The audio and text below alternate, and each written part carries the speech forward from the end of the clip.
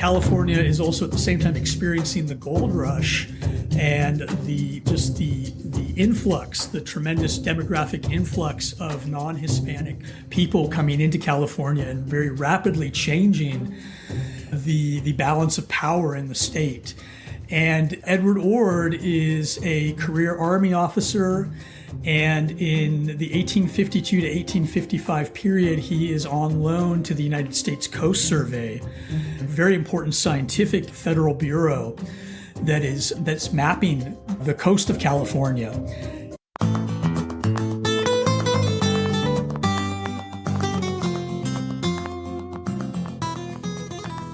James Tejani, I want to thank you for being on the podcast, and I'm looking forward to talking to you about your very interesting new book, A Machine to Move Ocean and Earth, the Making of the Port of Los Angeles and America. So welcome. Thank you for having me. Yeah, I wonder if before we dive into the book, which like I said, I really got a lot out of, I wonder if you could tell us a little bit about yourself, your background, and your interests. Sure. Well, I think the most relevant thing for the book is that I grew up in the port area in the city of Long Beach. And so from a very early age, I noticed this area of the coastline with ships and bridges and railroads and trucks and cranes and containers. And that caught my eye from, I don't know, at least the age of 5 is my earliest memories.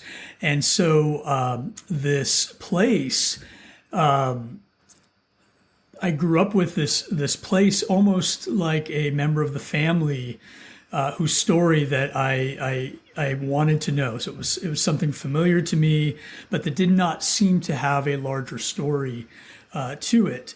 And so I was always curious in where the port districts came from. And that curiosity increased as I grew older and started to spend more time in the ocean and was just watching the ship traffic come in and out. And in the early 2000s, as global free trade expanded, especially with East Asia and China coming into the WTO, there was literally this traffic jam of container ships. I think a lot of your listeners have those images from the COVID pandemic, but it goes back a couple decades further. And so the visual, both of being a child and the visual of being a young adult, the port just made such a strong impression on me. And I just had to know its story. And so when I went to do my graduate studies, I was back east, and this was in the early 2000s. And my mentors, they had begun talking about kind of the U.S. in this new global era of post-Cold War, free trade. There was a lot of discussion about this, but I noticed that hadn't really been integrated into the narrative of United States history quite yet, especially when it came to the Pacific. There was a little bit more attention to the Atlantic world, but not the Pacific. And so I really wanted to know what were the origins of this Pacific integration that we were living through. And I eventually came to focus back on that familiar site that I knew growing up, the Port of Los Angeles, the Port of Long Beach as well, but just San Pedro Bay generally. So before we get into the story, and it's interesting that the port itself actually makes its appearance pretty late in the book. Yep. Could you give us an idea of how important the port is to people living in the U.S. in terms of maybe the volume of traffic or what its impact is on our normal daily life? Yeah, I think there's a couple different ways to describe that and measure it, but San Pedro Bay, so the Port of Long Beach and the Port of Los Angeles together, is the busiest container port in the world outside of East Asia. And so there's a number of East Asian ports that have now been built that are export shipping harbors, and they dominate in terms of volume because they're sending out to the entire world. But on the receiving end, for the United States, San Pedro Bay is the big one, and so it has about a third of the volume, one in three containers, if you want to think about it that way. But in terms of shipping volume, one third of the imports coming into the United States are moving through this area. By the Port of Los Angeles is, I should specify that the Port of Los Angeles is the single biggest container port in the United States. And I think that number is about 1/6 of the traffic. So Port of Long Beach and Port of Los Angeles are roughly equal, with the Port of Los Angeles having the edge in shipping volume. And by the Port of Los Angeles' own numbers, that's $1.3 billion in traffic as of 2022. And I would imagine that's higher now that we've recovered from the pandemic economy. And another one of their statistics is that they have a connection to 1 in 60 U.S. jobs in the U.S. economy. And so that also tells us that for your listeners who maybe even aren't in the West or on the Pacific coast, the Port of Los Angeles has this deep and long economic reach. And I think you can see that even when you expand the lens and think about how the Port of Los Angeles is really the first artificially created deep water harbor for the United States. And the technology that goes into developing that is going to be replicated elsewhere around the country. And so if you take the Port of Los Angeles as a historical archetype, the shipping that is reaching, say, people on the East Coast still has that connection to the techniques that were developed in the Port of Los Angeles, just the hubris that was attached to this place where we could build a harbor where nature had not endowed the coast with one. And that's true of the Panama Canal as well, that it's going to be developed in the same time period with a lot of the same technologies.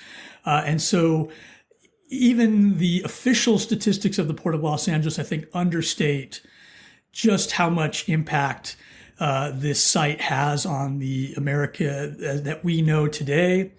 And on top of that, I think the only thing I would add is that when you think about the supply chain worldwide that the Port of Los Angeles is such an integral and archetypal part of, you're talking about billions of human beings that are being touched by a system that the Port of Los Angeles is either a part of or was a model or an exemplar for other places in the world that would duplicate its patterns.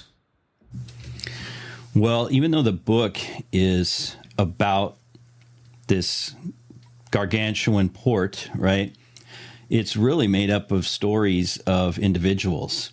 And yes, that's why I really enjoyed it so much, is the level of detail that goes into about the human beings that sort of were part of this whole drama of bringing it about. You know, maybe I'll ask you if we can start talking about some of those supporting cast in your story. In particular, I was thinking of two men who really take up a lot of space in the first half of the book, at least. Manuel Dominguez and Edward Ord, both, if people in California have definitely heard those last names before. In fact, I used to teach at Cal State Dominguez Hills, right, not far from the Dominguez Adobe, and I was in the ROTC when I was in college, and we went to Fort Ord, right? Yeah. Those names are really important for California history. I'm wondering if you could talk to us a little bit about them and that sort of strange relationship that they had. Yeah. So just to back up a little bit, I, as a PhD student, I did not imagine that I would write a book that so heavily focused on people and characters and essentially kind of biographies. The book in many ways is a chain of biographical segments that weave together. So that was a great surprise to me. And I would say among the the surprising characters, the relationship between Manuel Dominguez and Edward Ord, the friendship, the sort of brief friendship in time between these two men was perhaps the greatest surprise. So the connection between these two men, I think, is surprising on one hand, because this is 1850s California. It is the United States having recently conquered and taken northern Mexican territory from the Mexican Republic, a sister republic. And California is also at the same time experiencing the gold rush and the influx, the tremendous demographic influx of non-Hispanic people coming into California and very rapidly changing the balance of power in the state. And Edward Ord is a career Army officer, and in the 1852 to 1855 period, he is on loan to the United States Coast Survey, and a very important scientific federal bureau that's mapping the coast of California. And so in all kinds of ways, Ord represents American conquest, the American invasion, if you will. He had been sent to California during the U.S.-Mexico War, but he arrives in early 1847, so too late to really take part in any battles. But he is an American conqueror in many ways, and yet he forms this friendship, and by all evidence and indication, it is a true friendship. There is certainly some familiarity, affection, intimacy in terms of spending time with family members with Manuel Dominguez. And so Ord is going to be stationed in the area around San Pedro Bay, and Manuel Dominguez is one of the big landowners adjacent to San Pedro Bay. So he is the heir to a Mexican, an heir to a Spanish era land grant, and he is born late in the Spanish period, and then comes of age in the Mexican era of California. And so he's a landowner, and by the standard narrative, the Mexican landowners are the ones who are going to lose out to the arriving Americans. And in many parts of the state, that certainly is true, that narrative.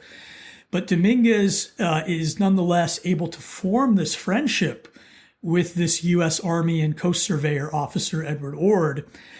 And it's a friendship that I found fascinating, because for both men, there is both the social aspect of it, of forming friends in a new place, forming bonds, but there's also the strategic aspect of it, where these two men, they need each other to understand the world that they are entering, this borderlands hybrid world of Americans and Spanish speakers.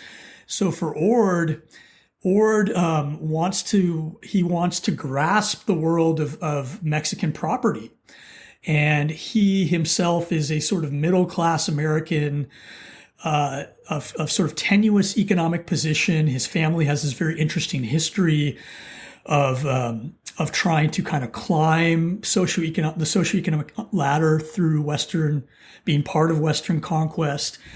And so he is looking to enter the California real estate market.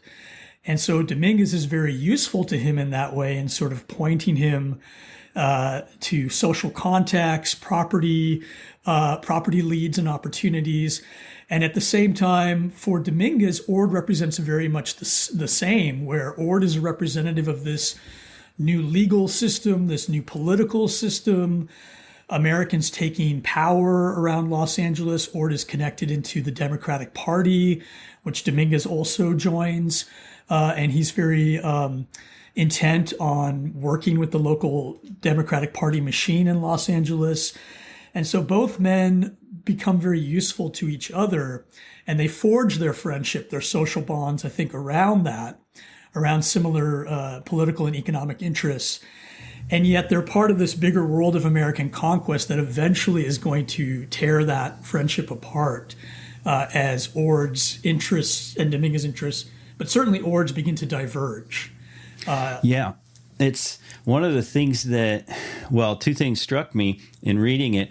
One is this fact that exactly Manuel Dominguez was able to hold on to his property, or a lot of it, when probably most of the Californians who received grants wound up, even if their patents were approved by the federal government, ultimately by the time all the legal challenges were done, they were left with nothing. But Manuel Dominguez managed to hold on through a lot of this working that relationship with Ord. But the other thing that struck me as well is how early the real estate speculation was going on right after U.S. annexation, and really, in a lot of ways, it seems that that land, and maybe this is just a cliche, a lot of people have thought of it, but land was the real gold in California, right? So I thought you brought that out very well, very interesting. Yeah, I think that is an important and perhaps understated part of the story. That this is in the midst of the gold rush, and yet California society becomes a prospecting society writ large. So gold is hard work, and some people find gold, a lot of people don't, and the people who don't, they gravitate to prospecting in other resources. And land, in many ways, is the easiest, and Ord and Dominguez both figured that out. And so that's where they're going to stake much of their efforts. But that has an interesting side to it, which is that land is going to be the source of great conflict in the society. And that conflict runs everything from syndicates of speculators and lawsuits. It's going to run into kind of the ethnic conflict of Americans and Spanish landowners, and the great problem of squatting in parts of the state, particularly the Sacramento and San Francisco areas. And it's going to also run into the tremendous violence that Native Americans are going to suffer, particularly in the foothills, leading to these horrible massacres and human trafficking. But land also becomes an area where, under certain contexts, people can forge partnerships and intercultural partnerships, particularly. And I think that is, however exceptional that might be within the larger narrative of the time, those exceptional stories have great value. And so I think Dominguez and Ord, particularly Dominguez, his exceptionality in that story, I found very compelling, both for him as a character, as a person, because it tells us, I think, how astute some of these Mexican landholders could be. And so even the ones who lose out, they certainly didn't lack for business acumen. I think that got overstated as part of the rationale for why they were losing out. But Dominguez, as you said, is extremely exceptional because he navigates this so well for his family, and they ultimately, economically, they do well. They still are doing well, managing commercial properties in Southern California. So really? So the Carson families and the Watson families, and the Del Amo families, they do well. So the family name changes because he has no surviving sons, so it's all going to be daughters who marry, and so the family name changes. Dominguez, I think his story really needed to be told to complicate our understanding of how this Mexican property class, how they do in the time period. And the way this connects back to the port story is that the Ord-Dominguez friendship, that relationship, is going to ultimately provide the core property around which the Port of Los Angeles will develop, really the indispensable property, even though Ord obtains that from Dominguez not through voluntary means, through a kind of manipulation of the federal system, the federal land system. So Ord shows his cards that he kind of understands this, that insider knowledge of him understanding it much better is going to lead to that parcel. But nonetheless, to understand the Port of Los Angeles, where it comes from and its origins, that Ord-Dominguez relationship and Dominguez's exceptional position, I think, is essential. I think one of the things that also comes out in this story, especially regarding somebody like Ord, is the connection between, or this revolving door between, say, the Army and politics, and this idea of patronage, having strong or powerful senators, for example, backing you. So you had somebody like John Fremont with Benton, or Jefferson Davis plays a big role in this as Secretary of Defense in this William Gwynn story. And William Gwynn, exactly. That's another person I'd like you to speak about, because he was key in the whole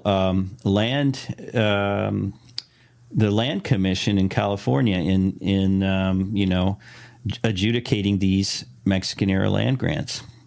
Yeah. So Senator William Gwynn he is not the first appointed. Fremont, as you mentioned, is going to be the first senator appointed by the new California legislature based on his popular reputation as a Western explorer.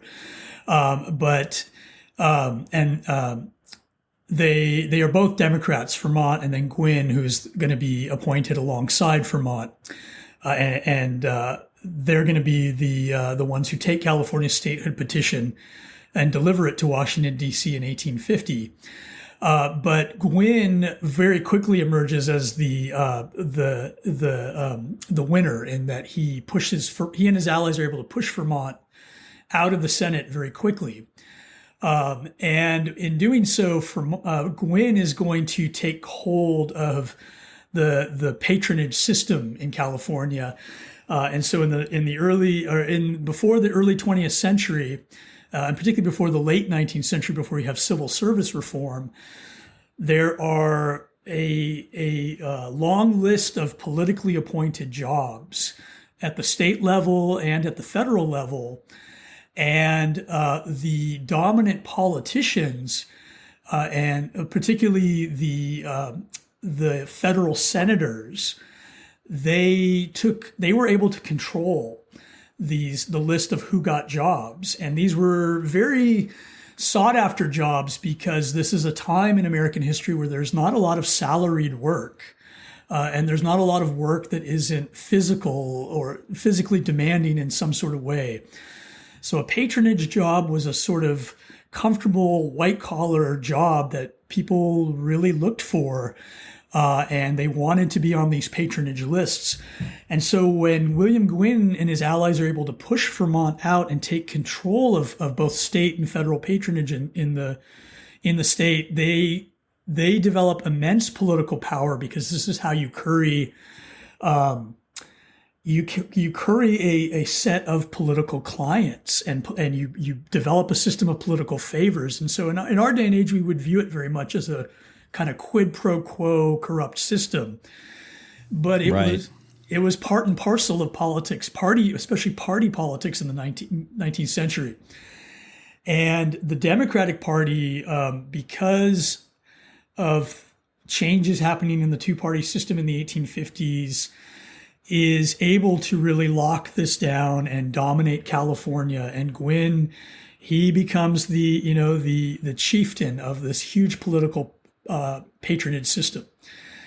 And so he develops really outsized power because of that.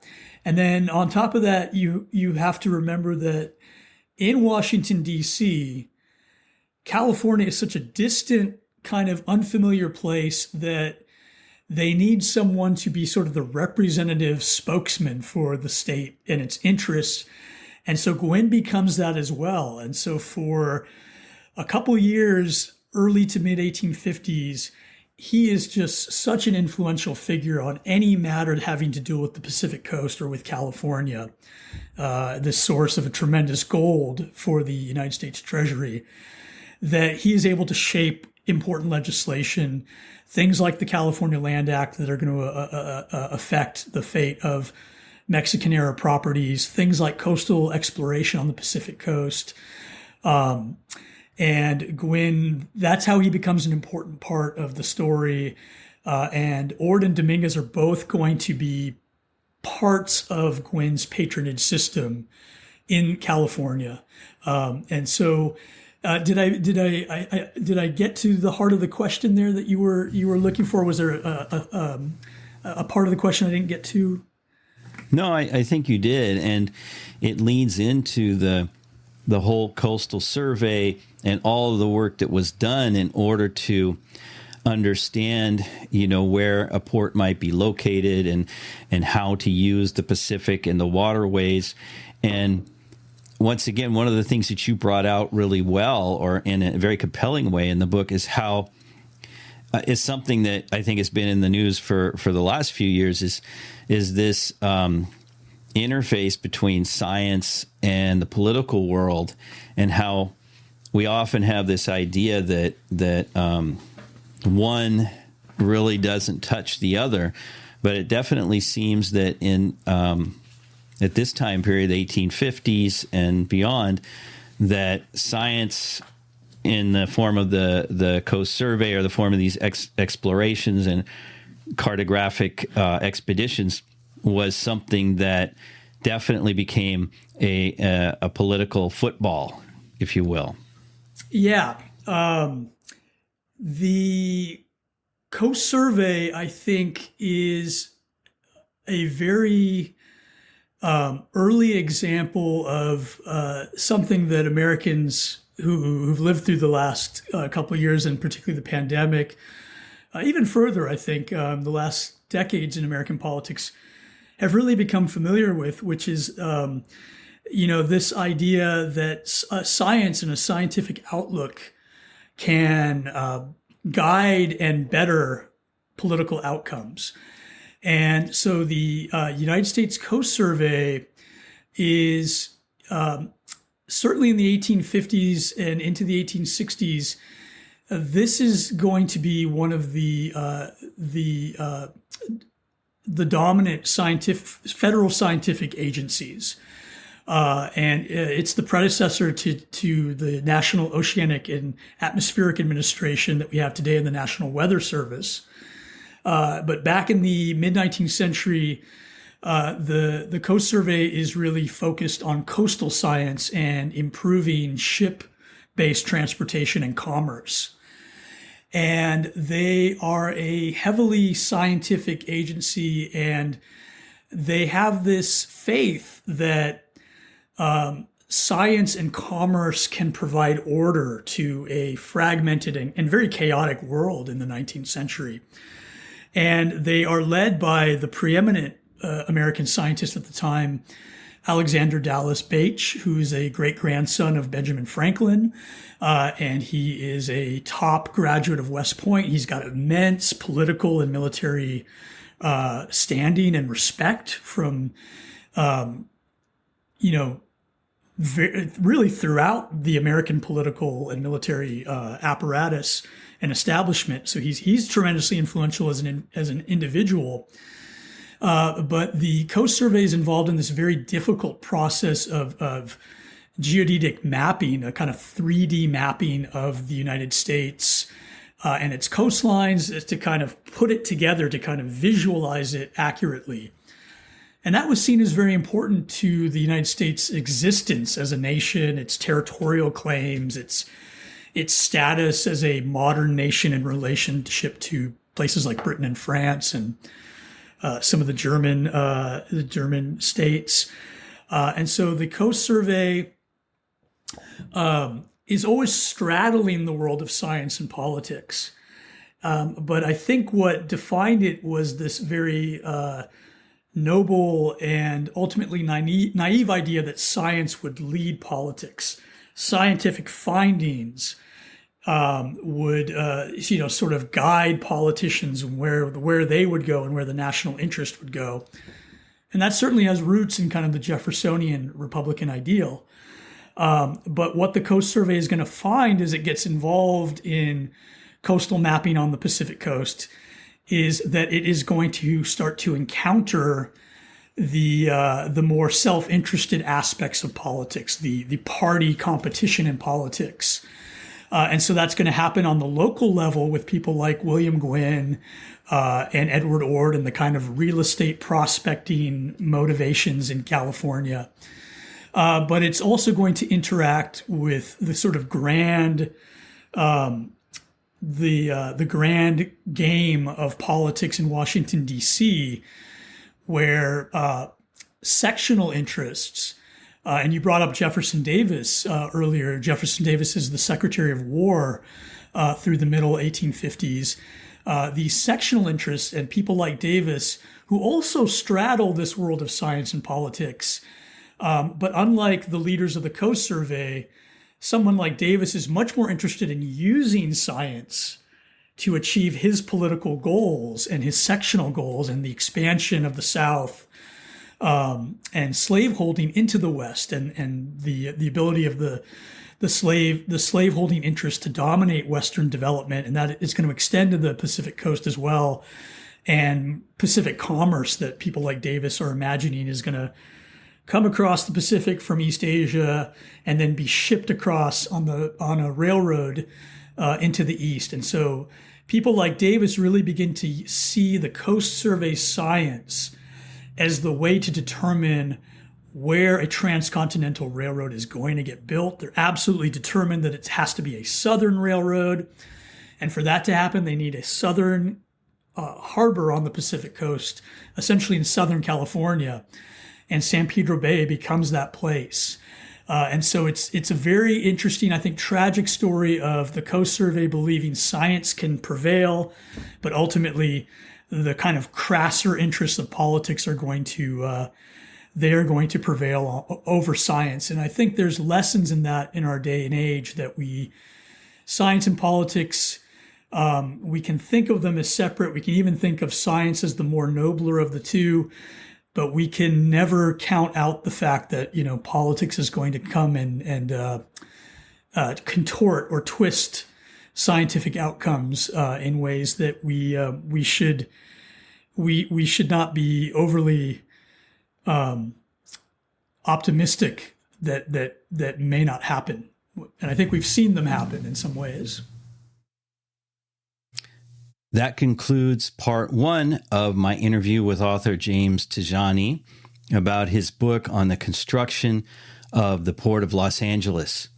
I hope you'll tune in for part two, where we take a deeper dive into some of the things that he brings out in the book, such as the impact of the Civil War on California and U.S. imperial expansion at the end of the 19th century. Thank you.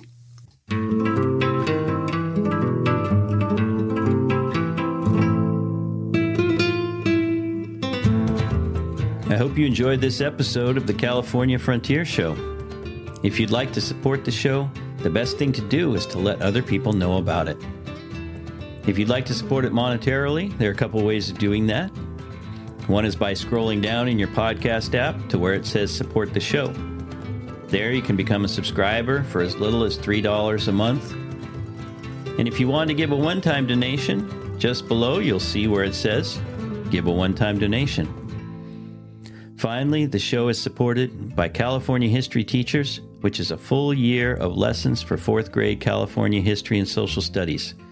You can find out more at www.californiahistoryteachers.com. And if you input the coupon code PODCAST, you'll receive 25% off your monthly or annual subscription. So check it out.